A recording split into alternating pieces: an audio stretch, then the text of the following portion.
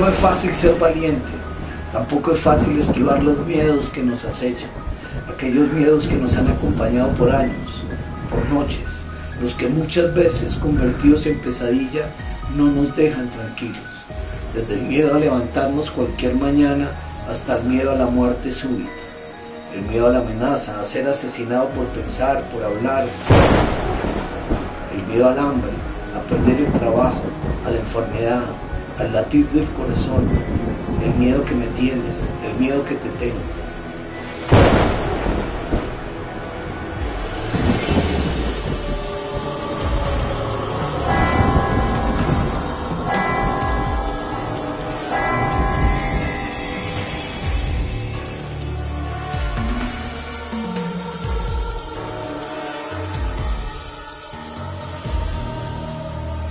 Sí, el miedo es, siempre lo asocio a la infancia, ¿no? Realmente es la época de los grandes temores, de los grandes miedos, la época de las pesadillas que te despiertan llorando. Y ya cuando eres mayor, los miedos son más llevaderos, ¿no? Da la sensación de que uno se va curtiendo y no siente el miedo con esa dureza con que sentía de niño, ¿no? Me pregunto cuál es la base del miedo, ¿no? Yo creo que el ser humano tiene ese afán de supervivencia, ese instinto de supervivencia, y el miedo no es más que una señal de alarma, ¿no?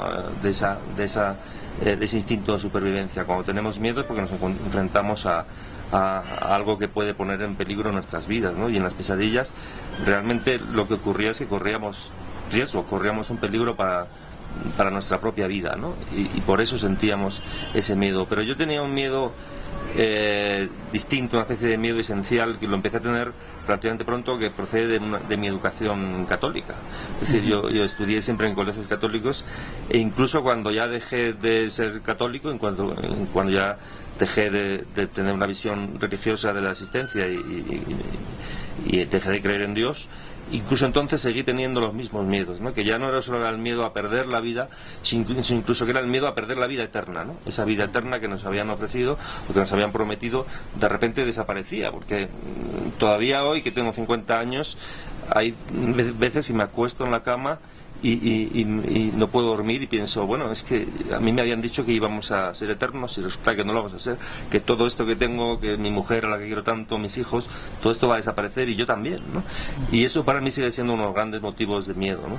Supongo que tiene que ver algo con lo más profundo del ser humano, ¿no? Con algo atávico que se esconde en nuestro... Con la esencia de lo humano. Con la esencia de lo humano, que tiene una aspiración misteriosa a la inmortalidad, ¿no? Y el miedo es una expresión precisamente de lo contrario. Te está diciendo, es que no eres inmortal, ¿no? Pero ¿te da miedo la muerte? ¿Te acompaña? Me da mucho miedo la muerte, sí. Me identifico mucho con Woody Allen en esas películas en las que va al médico y inmediatamente cree que tiene un cáncer que le va a matar en 2 días. Siempre me da la sensación de que la muerte nos acecha. La enfermedad, que la vivimos no la todos. enfermedad, porque la enfermedad no me importa. O sea, pero a morir, que la enfermedad te conduzca. Yo preferiría vivir en estado vegetativo miles de años, pero no morir, ¿no?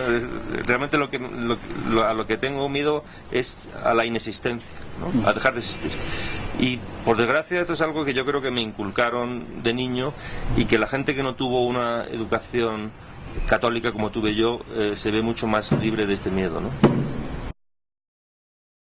Pasa a todos, ¿no? La gente que ha tenido una educación no religiosa me da la sensación de que encara la vida encara la muerte con más tranquilidad, ¿no? Es decir, se enfrentan a ese hecho biológico como algo que ha de suceder y ya está.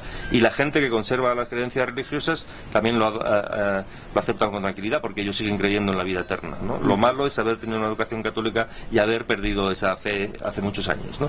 Y digamos, haber perdido la fe en ese paraíso prometido, ¿no? En esa tierra de promisión y esa felicidad eterna que nos prometieron, ¿no? En el fondo preferiría o seguir creyendo o no haber tenido nunca esa educación, ¿no? Lo peor es la situación intermedia, y creo que mis miedos proceden sobre todo de ahí. Yo creo que siempre todas las pulsiones íntimas del escritor aparecen por aquí y por allá, ¿no? Desde luego hay una novela que se llama Dientes de leche, en la que un personaje tiene este mismo tipo de inquietudes, ¿no? Pero ya no solamente es el miedo a que él se muera, sino el miedo a que se acabe la felicidad de la que él está disfrutando. La felicidad de la que él está disfrutando consiste en que él tiene un hijo al que adora, una mujer a la que adora, cree que su vida es plena y cree que por tanto su felicidad no puede ir a más, sino que va a ir siempre a menos. Entonces, al mismo tiempo que disfruta de esa felicidad, que es un estado envidiable, al mismo tiempo está deprimido porque sabe que esa felicidad está, digamos, a punto de decaer, ¿no? Que quizás ya no llegue a más, y que al mismo tiempo que está disfrutando del máximo de felicidad, ese máximo es el último momento de esa felicidad, ¿no?